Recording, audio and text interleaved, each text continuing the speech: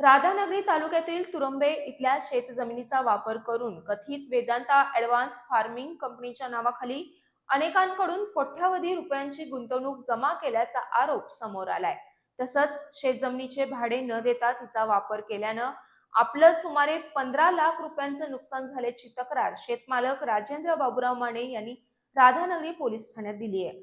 या प्रकरणी 5 जणांविरुद्ध फसवणुकीचा गुन्हा दाखल करण्यात आलाय।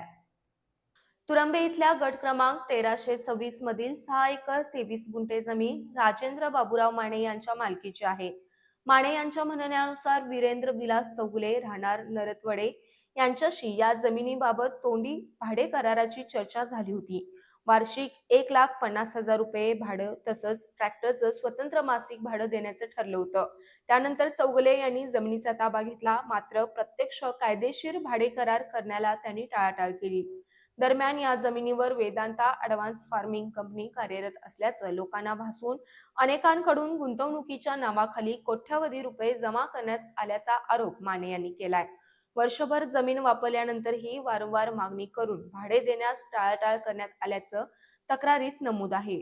तसंच जमिनीवरील बंगला, शेततळे, ठिबक सिंचन, जनावरांचा गोठा, गोबर गॅस प्लांट, विहीर, पाईपलाईन आणि ट्रॅक्टर आदींचा वापर करून आपलं सुमारे 15 ते 20 लाख रुपयांचं नुकसान झाल्याचा दावा माने यांनी तक्रारीत केलाय।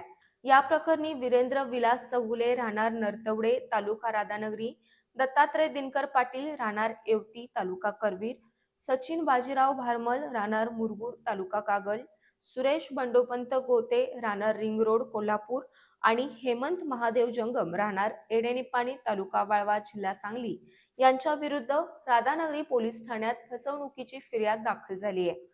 पोलिसांकडून मिळालेल्या माहितीनुसार राजेंद्र माने यांचा आनंदा पाटील यांच्या माध्यमातून वीरेंद्र चौगुले यांच्याशी संपर्क झाला होता। चौगुले यांनी आपण पुणे इथं नोकरीस असून राधानगरी तालुक्यातील नरतवडे इथं राहत असल्याचं सांगितलं होतं। त्यानंतर तुरंबे इथली जमीन भाड्यानं घेण्याबाबत चर्चा होऊन त्यांनी जमिनीचा ताबा घेतल्याचं तक्रारीत नमूद आहे।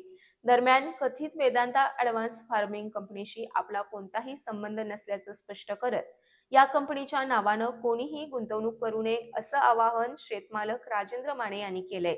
श्री दत्तात्रय पाटील आणि इतर काही लोक ही लोकांना फसवणूक करून त्याच्यावर गुंतवणूक करून घेत आहेत।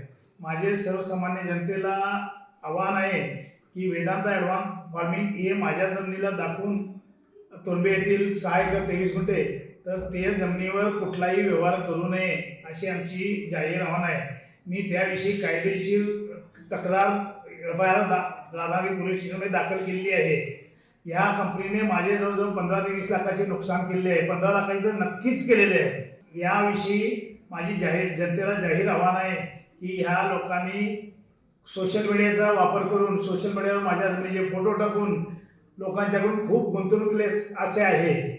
आम्ही त्याबाबतीत आमच्याकडे त्याच्याविषयीचे स्ट्रिंग ऑपरेशन सुद्धा आहे।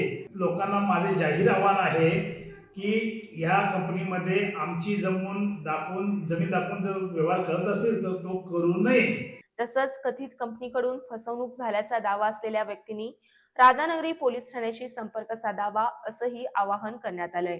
या प्रकरणाचा पुढील तपास राधानगरी पोलीस करत आहेत।